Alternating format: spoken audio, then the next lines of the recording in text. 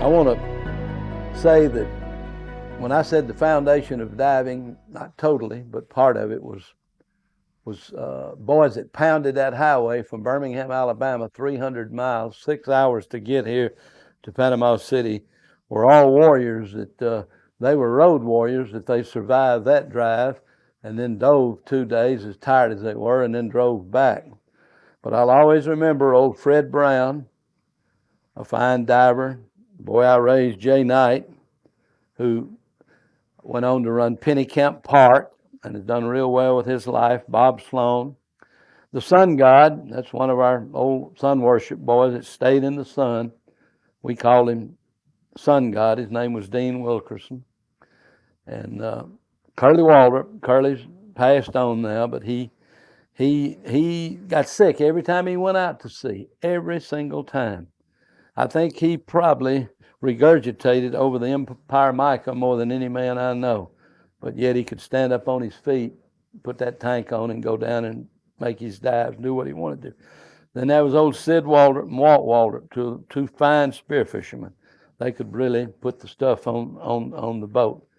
And where are you, Bob Daniels? We don't see you no more. What a man you were with that spear gun. Come see me sometime, Bob.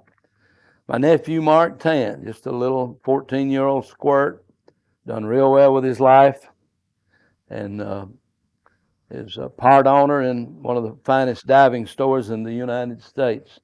My deceased brother, Bob Tant, who was the proprietor of Tant's Shipwreck Lounge and had a funny story to anybody that walked in the door, always. And Don Gregory. Don, you're in a nursing home. God bless you. And I try to see you as often as I can, but you were the first guy I know that dove the offshore tower to the bottom using a tire inflator hooked to your tank. You remember that, Don? Steve Finley. Oh boy, Steve, did we have a lot of good times. You driving that big old bus, remember? And of course, we mentioned Dave Apts, and Dave was really a part of the history. Then there were the two McCombs boys. There was Larry and Eddie McCombs. They were just young brothers, and they grew up in that era. And of course, as the old veteran diver, been around a long time from the Keys, and here, old John Wengel. And that was my buddy, old Gordon Rickles. Gordon was he was one of those fish stickers. He could really handle that gun and made a lot of tarpon dives.